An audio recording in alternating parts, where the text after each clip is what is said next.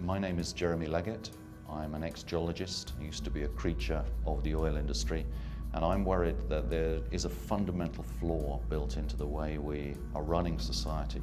We've allowed ourselves to become fundamentally oil addicted, and everything depends on a growing supply of cheap oil for some decades at least into the future, until alternatives can be brought into place.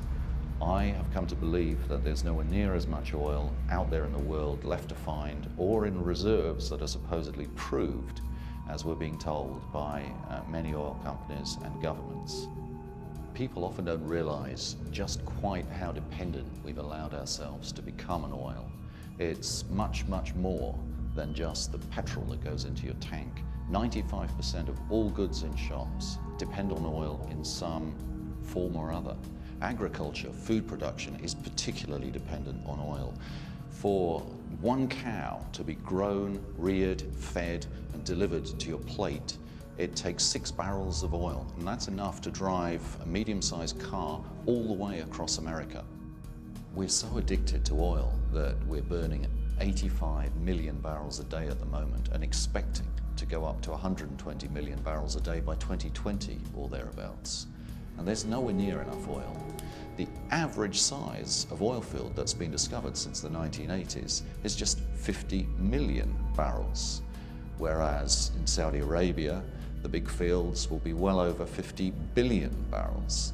The industry has found all the elephants. All it's finding now is mice.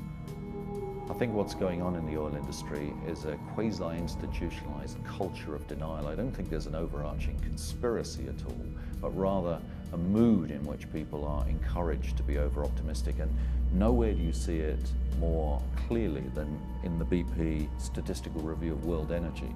These are not BP's own figures, these are OPEC's figures. In the small print you read that BP doesn't even necessarily believe the figures that it's publishing, and many people, myself included, believe that OPEC has been systematically exaggerating its own reserves ever since the mid-1980s. The issue is not when the precise topping point of oil production arrives, it's when the markets realize that they've been working on a misapprehension all these years. At that point, there really will be panic. All they can look forward to is shrinking supplies of ever more expensive oil, not growing supplies of generally cheap oil, the way they'd been assuming. At that point, the stock markets will crash in the way they did in October 1929.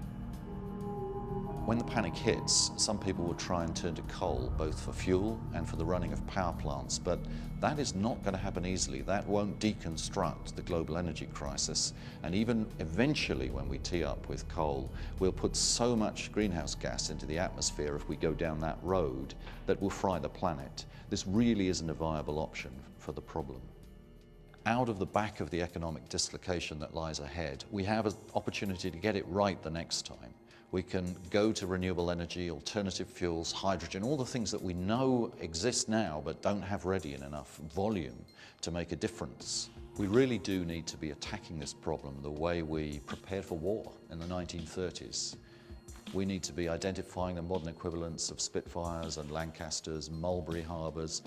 The technologies exist. Renewable energy, alternative fuels, hydrogen. It's just that we have to bring them into the mainstream very fast. And if we do that, out of the back of the inevitable energy crisis, we can fashion a world that's so much better than the fossil fuel addicted world we live in at the moment. In so many ways, it's not just about energy, it's about clean air, it's about local production, it's about getting a greater sense of community and not having to go to war in far-off lands for dirty fuels. We do have the opportunity to enjoy a silver lining from the considerable clouds of the coming global energy crisis.